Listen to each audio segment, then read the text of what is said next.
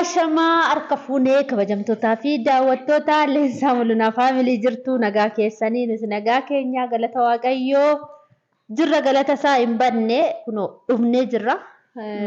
Keessummaan giddumaan dhufanii maa baddeleessaa eessatti baddeanii na barbaadanii laga gamacanii baddaa gammoojjiin ba'anii tabbaa fi randa yaabbatanii na barbaacha dhufanii jiru.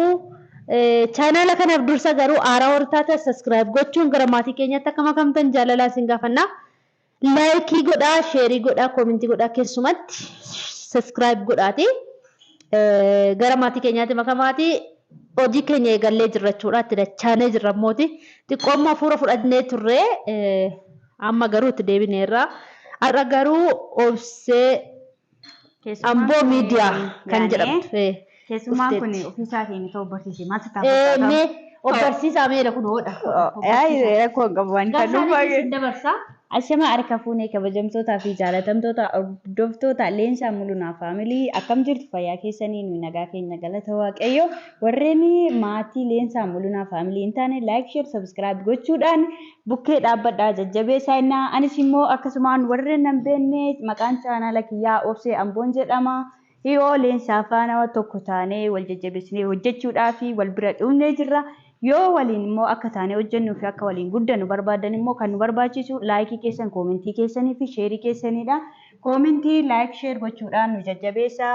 Wanta tokko akka isiniif dabarsinu nurraa barumsa fudhachuu yookiin immoo qoosaa garaagaraa bashannana yoo barbaadan akka tokko taanee isiniif bohaarsinuu fi nu jajjabeessaan isiniin jedha.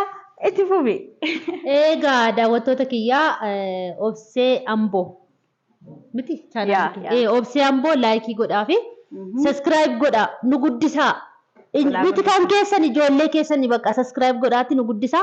An dhugaa ofitti natti dhaga'amee tan miidiyaa irraa bade jechuudha. Maaliif sababni natti dhaga'amee fi waggaa lama moo waggaa shan already waggaa afur guutuufan erga yuutuubii hojjechuu eegalee 1700 jira. Maali waan datti nan bunneef maali waan achi na siskineef inni arraba qabu dubbatateetu kuma 30 kuma 40 kuma 50 irra jira. Ani garuu arrabni soonatti jira, ijji soonatti jira, harki soonatti jira, lukti soonatti jira. Nan dubbadha iddoo barbaadan deemee taniin isin waan barbaadan isin waraaba ijaan ilaaleen isin agarsiisa. Arrabaan dubbadhee tanii beektu kottu fuudhi. Sini hojjedha. Maaf achi na butuu diddanii isiniin jedha. Waan achi butuu diddanii sitti moo? Situ mana keessaan baane mana keessa teessee diraamaa hojjedha. Dhugumaa kun ijoo dhugumaa moo saba kun? Yoo kan ta'u baate obseen sobduudha ani na barreessa. Garuu kana booddee immoo waliin taanee ala baanee wanta barbaadan Amboo keessa ijoorree jechuudha isin agarsiisna jechuudha. Kanaaf daawwattoota keenyaa daawwattoota keenya maaliif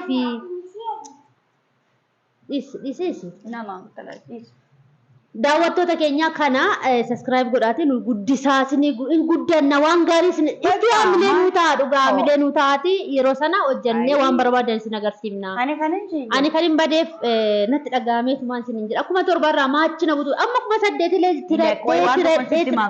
ani dhufe miti boru gara mannaa kaatutti meeqa taata seet kuma 9 taata.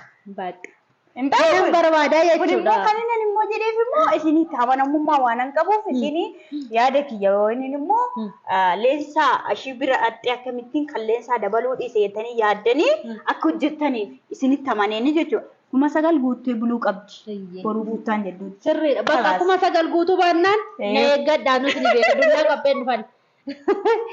Share godhaa, subscribe godhaa, comment naakaa yaada qabdannaa barreessaa kana hojjedhu. Pirankii immoo eegalee jira. Pirankii sana nama pirankii isin godhu yoo barbaadan bilbila lafa naakaa comment irratti jechuudha. Dawwaleen pirankii isin godhachuudha. Abbaa warraa qabdu, abbaa warraa keessa yoo ta'e, goddanyaa keessa yoo ta'e nama naata jettanii eeggachaa jirtan baruu yoo barbaadan comment irratti barreessaati annaqee asuma taa'ee bilbilaan pirankii isin godhee viidiyoo isaa isin gadhiisaa jechuudha. Wal gargaaree annaqee mana keessa deebiin kaameeraa si waraaba. Kanaaf nu guddisaa isiniin jenna kanarraan kan hafe immoo ishis guddisaa obsee miidiyaa jedhamti. Obsee amboo jedhama miidiyaa. Yaani warri na beektan ofiinuu na beektu. Warri na beekne immoo maatii leensaa keessa maybe warri na beekne jiraachuu dandeessu waan ta'eef wanti nu isin dabarsuu dandeenyu waan hamboo keessatti ta'uudha. Naannoo baadiyyaa yoo deemnes immoo wanta tokko wanta biyya keessanii warreen immoo baadiyyaa taatanii yeroo gara sana deemnee viidiyoo garaagaraa waraabnee isinitti mul'isuu dandeenya.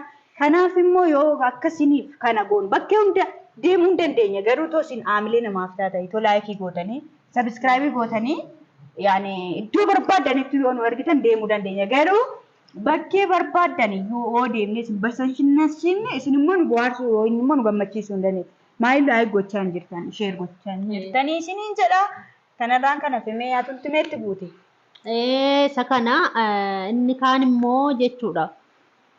Waan hojjennu kan hojjedhaa gabbaatii jettanii yoo nu barreessitan hin hojjennu jechuudha. Hojjechuudhaaf ani qophiidha. Ishinis qophiidha. Waliin hojjechuudhaaf murteeffannee irraa isiniin jenna. Hin hojjennaa. Iddoo akkasii deemaatii hojjedha jettan hojjenna jechuudha.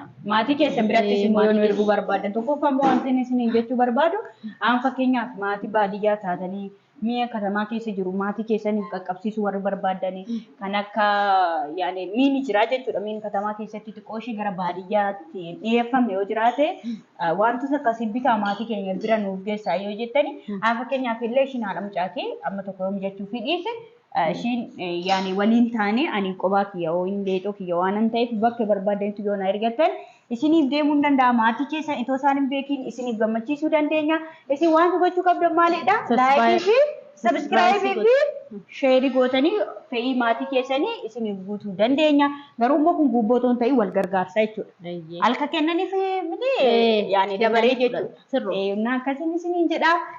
Kana sinimmoo nu jabeessaa amilee nu ta'a wanti isinitti kanfaltan hin jiru sabiskiraayibii keessumatti nu godhaa dhugaa barana wanti beektonni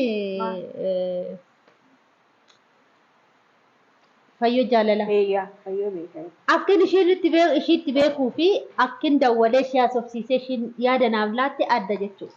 Namni fayyoon amtuudha nama guddistuu akkasii jedhu garuu gaafan dawwalee fi nafaan aana ta'uu bartee nafaan haasoftu dhugaa baay'ee natti tolte jechuudha. Inna guddatteettis immoo dandeettii addaa qabdi wanti addaa qabdi. Aanatu barumsaan ishiirraa fudhadhe jechuudha. Akkasuma isinis immoo darbitanii nurraas fudhachuu dandeessu. Akkuma ishiirraa nuti barumsa fudhanne isinis immoo darbitanii barumsa nurraa fudhachuu dandeessu. Wanti inni guddaan immoo miidiyaa irratti yeroo baanu jechuudha. Namni nan beeku jedhanii yaaduun sirrii miti jechuudha. Amma goodaa kanatti ijoollee baay'een na qaba.